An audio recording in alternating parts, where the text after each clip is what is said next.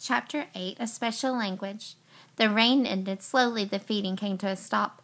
Big Guy led his family into a clearing. The tall grass sparkled with misty sunlight.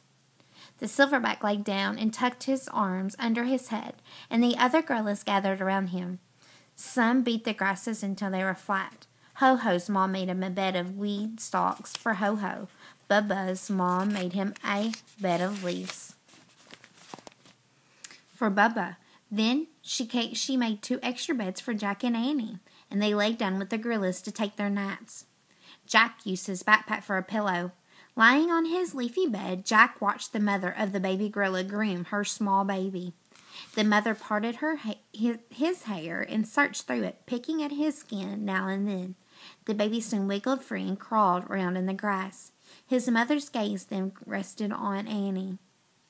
She moved over to Annie and gently grabbed one of her pigtails. She studied it carefully. "What are you doing?" Annie asked. "She's looking for bugs, I think," said Jack.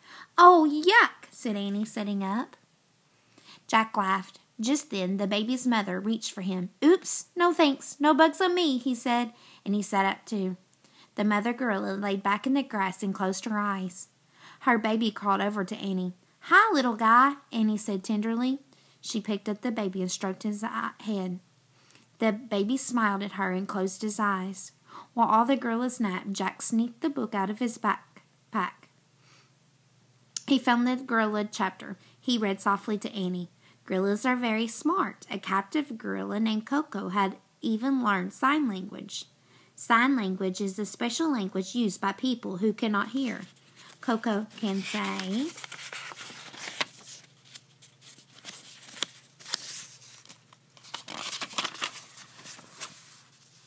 "What?"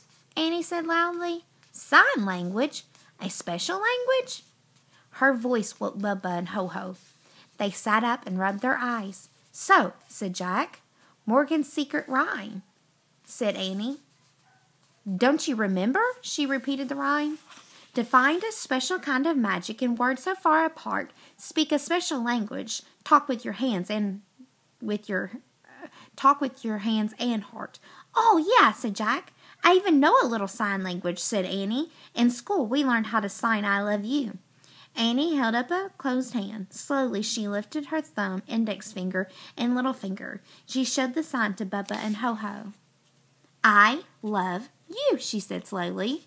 The small gorillas looked curious. Jack made the sign too. "I love you," he said to Bubba and Ho-Ho. The 2 little gorillas stared at Annie and Jack. Then both of them held up their hands. They tried to make the same sign.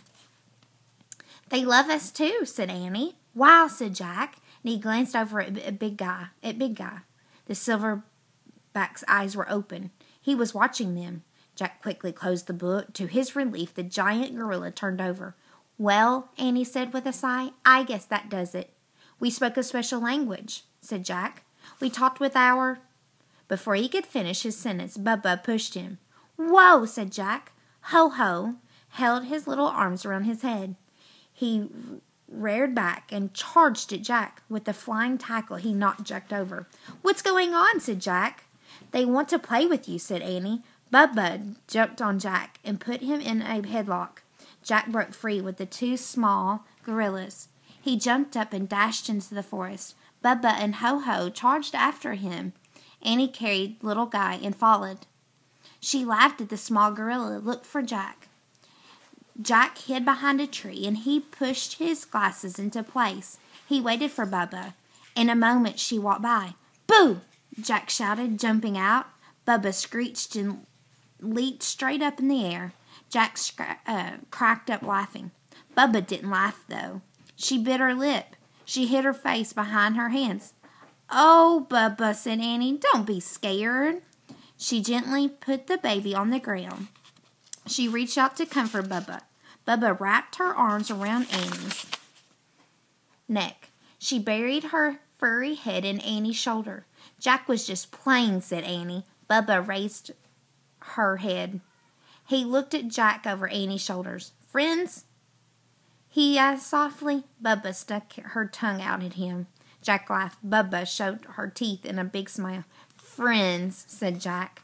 Just then Ho-Ho started screeching. Jack and Annie looked around. Ho-Ho was pointing into the bushes. "Where's little guy?" said Annie. She and Jack dashed from the shrubs. The baby had crawled to a tree. He was looking up at a branch. A huge, sleek cat with black fur was sitting on the branch.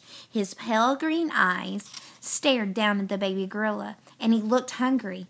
"A black leopard," breathed Jack.